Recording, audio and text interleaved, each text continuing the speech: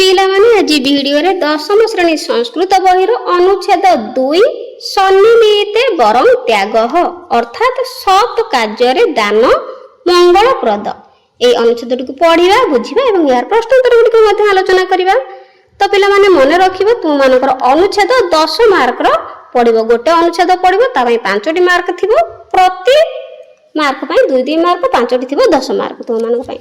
ତ ଏହା ପଢିବା। ଦେଖ ପୁରା ବୋଧିସତ୍ତ୍ୱ ବ୍ରାହ୍ମଣ କୂଳେ ଜାତଃ ସ ଅତ୍ୟନ୍ତ ମେଧାବୀ ଅଳ୍ପେନ କାଳେନ ସକଳାଃ ବିଦ୍ୟାଃ ଅଧୀତବାନ୍ ଅଧ୍ୟୟନାତ୍ ପରଂ ସଂସାର ସୁଖଂ ତ୍ୟକ୍ତ୍ୱା ସ ବାନପ୍ରସ୍ଥଂ ଅକରୋତ୍ ଏକଦା ବୋଧିସତ୍ତ୍ୱ ବନେ ଭ୍ରମନ୍ ପର୍ବତ ଗୁହାୟାଂ ସ୍ଥିତାମ୍ ଏକଂ ବ୍ୟାଘ୍ରୀମ୍ अपश्यत् सा तत्क्षणम् एव शावकान् प्रसूतवती अतः व्याघ्री खाद्य संग्रहार्थम् असमर्था सती क्षुधया व्याकुला अभवत् दयालुः बोधिसत्त्वः तस्या व्याकुलतां ज्ञात्वा चिन्तितवान् हन्त जीवस्य दुःखम् अत्र खाद्यं कः दास्यति खाद्यं विना व्याघ्री मरिष्यति एव मम इदम अनित्य शरीरं वृथा भविष्यति अतः मम शरीरेण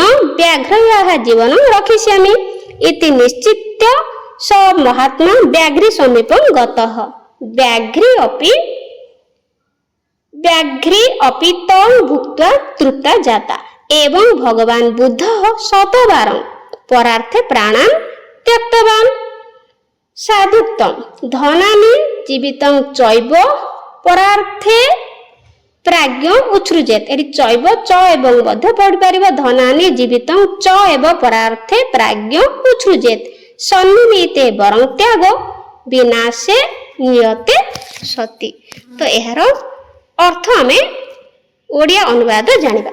पूरा अर्थात पूर्व काल रे बोधिसत्व ब्राह्मण कूल रे ब्राह्मण वंश रे जन्म होइथिले।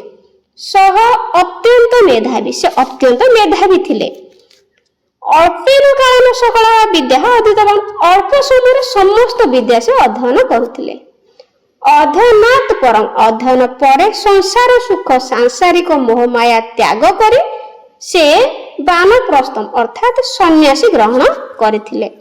एकदा बोधिसत्व बने भ्रमण अर्थात एकदा अर्थात थरे बोधिसत्व बणरे बुलुथिबा समय पर्वत गुंफार भितरे गोटे बाघुणी को देखिले। सह तत्क्षणम् एव से बाघुणीटी संगे संगे शावक गुड़िक जन्म कला। अतः व्याघ्री एणु जेहेतु से शावक जन्म करिछि तो तेणु ताकू भोक होइछि एणु बाघुणी खाद्य संग्रह पाई अक्षम होई तो छोट पिला मानकु छाड़ी की खाद्य संग्रह करिया पई जाई पारुनी तेणु से खाद्य संग्रह पई अक्षम होई भोकरे व्याकुल हेउथिला। दयालु बोधिसत्त्व तस्या व्याकुलता ज्ञात्वा दयालु बोधिसत्त्व तांकर सेई बाघुणीर व्याकुलता जानि पारि चिंता कले। हंत अर्थात हाय जीवस्य दुःखम जीवनर दुःखम अत खाद्य कह दास्यति निजକୁ निज पचारिले जे एठी किए खाद्य देब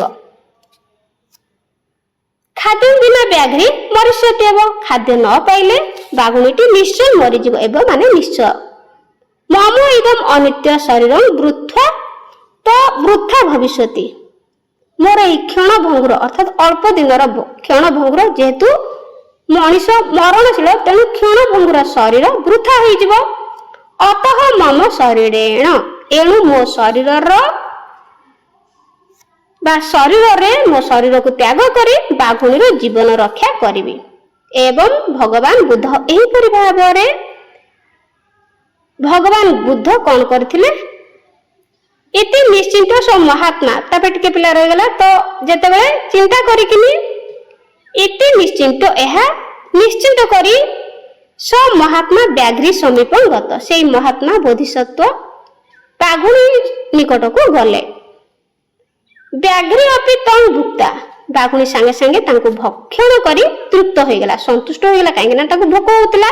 एवं भगवान बुद्ध एई परि भाबरे भगवान बुद्ध 100 थर निजर शरीर पर पई ପ୍ରାଣ ତ୍ୟାଗ କରିଥିଲେ, ଶରୀର ପର ପାଇଁ ଦାନ କରିଥିଲେ।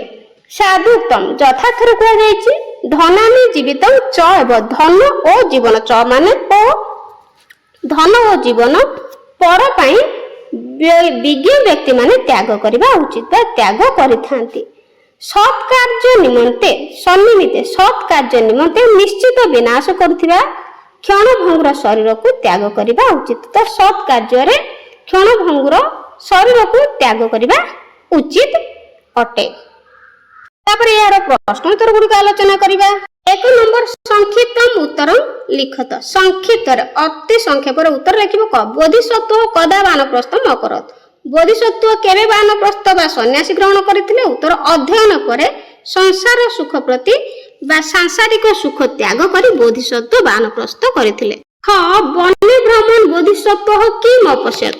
ବଣରେ ବୁଲୁଥିବା ସମୟରେ ବୋଧିସତ୍ତ୍ୱ କଣ ଦେଖିଲେ? ଉତ୍ତର ବୋଧିସତ୍ତ୍ୱ ବଣରେ ଭ୍ରମଣ କରୁଥିବା ସମୟରେ ପର୍ବତ ଗୁହାରେ ବା ପର୍ବତ ଗୁମ୍ଫାରେ ବା ପର୍ବତ ଖୋଲରେ ଥିବା ଗୋଟିଏ ବାଘୁଣୀକୁ ବା ବ୍ୟାଘ୍ରୀକୁ ଦେଖିଥିଲେ, ଯିଏ ସଙ୍ଗେ ସଙ୍ଗେ ଶାବକ ଗୁଡ଼ିକ ଜନ୍ମ କରିଥିଲା।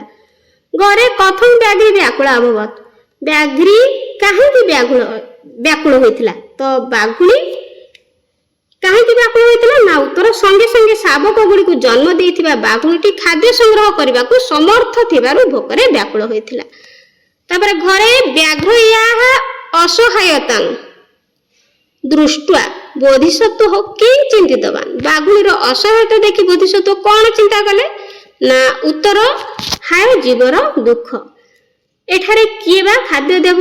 ଖାଦ୍ୟ ବିନା ବାଘୁଣୀ ନିଶ୍ଚୟ ମରିଯିବ। ମୋର এই ଅନିତ୍ୟ ଶରୀର ବୃଥା ହେବ, ଏଣୁ ମୋର ଶରୀର ଦ୍ୱାରା ବାଘୁଣୀର ଜୀବନ ରକ୍ଷା କରିବି।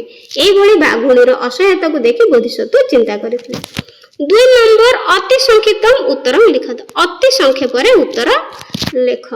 କ ବ୍ୟାଘ୍ରୀ କୁତ୍ର ଆସିତ୍। ବ୍ୟାଘ୍ରୀ କେଉଁଠି ଥିଲା? ବାଘୁଣୀଟି କେଉଁଠି ଥିଲା? ନା ବାଘୁଣୀଟି ପର୍ବତ ଗୁହାରେ ରହୁଥିଲା। କ ମହାତ୍ମା ବୋଧିସତ୍ତ୍ୱ କୁତ୍ରଗତ। ମହାତ୍ମା ବୋଧିସତ୍ତ୍ୱ କେଉଁଠାକୁ ଯାଇଥିଲେ? ଉତ୍ତର ମହାତ୍ମା ବୋଧିସତ୍ତ୍ୱ କ୍ଷୀର ପୀଡ଼ିତା ବାଘୁଣୀ ନିକଟକୁ ଯାଇଥିଲେ। ଘରେ ବ୍ୟାଘ୍ରୀ କଥମ ତୃପ୍ତା ଜାତା। ବାଘୁଣୀ କିପରି ତୃପ୍ତ ହେଲା? ଉତ୍ତର ସଦ୍ୟ ଶାବକ ମାନଙ୍କୁ ଜନ୍ମ ଦେଇଥିବା ବୁଭୁକ୍ଷିତ ବାଘୁଣୀ ବୋଧିସତ୍ତ୍ୱଙ୍କୁ ଭୋଜନ କରି ତୃପ୍ତ ହୋଇଥିଲା। ଘରେ ବୁଦ୍ଧ କତିବାର ପ୍ରାଣାନ୍ ତ୍ୟକ୍ତବାନ। ବୁଦ୍ଧ କେତେ ଥର ପ୍ରାଣ ତ୍ୟାଗ କରିଥିଲେ? ଉତ୍ତର ଅନ୍ୟର ମଙ୍ଗଳ ପାଇଁ 100 ଥର ପ୍ରାଣ ତ୍ୟାଗ କରିଥିଲେ। ଧନାନି ଜୀବିତଂ ଚ କିମ୍ ନିମିତ୍ତ ଉଚ୍ଛୃତେ। ଧନ ଜୀବନ କାହା ପାଇଁ ତ୍ୟାଗ କରିବା ଉଚିତ? ନା ବିଜ୍ଞ ବ୍ୟକ୍ତି ସତ୍କର୍ମ ନିମିତ୍ତ ଅନ୍ୟ ପାଇଁ ଧନ ଓ ଜୀବନକୁ ତ୍ୟାଗ କରିବା ଉଚିତ ବା ତ୍ୟାଗ କରିଥାନ୍ତି। ତ ପିଲାମାନେ ଭିଡ଼ିଓଟି କେମିତି ଲାଗିଲା କମେଣ୍ଟରେ ନିଶ୍ଚିତ ଜଣାଇବ। ଆଜି ପାଇଁ ରହୁଛି, ଥ୍ୟାଙ୍କ ୟୁ।